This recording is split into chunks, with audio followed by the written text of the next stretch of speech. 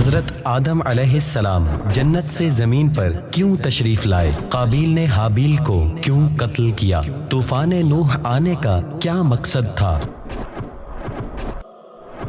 حضرت یوسف علیہ السلام سے ان کے بھائیوں کی عداوت، حضرت ایوب علیہ السلام کا صبر، حضرت سلیمان علیہ السلام کی حکومت، حضرت موسیٰ علیہ السلام اور حضرت خضر علیہ السلام کی ملاقات، امام الانبیاء شفیع روز جزا صلی اللہ تعالی علیہ وآلہ وسلم کی ہجرت، صحابہ کرام علیہم الرضوان اور اولیاء اعظام کے واقعات، ادوار در ادوار ملتی ہے کہانیاں، مگر ان سب کہانیوں میں ہے موجود ایک سبق۔ دیکھیے سلسلہ سبق آموز سچی کہانیاں۔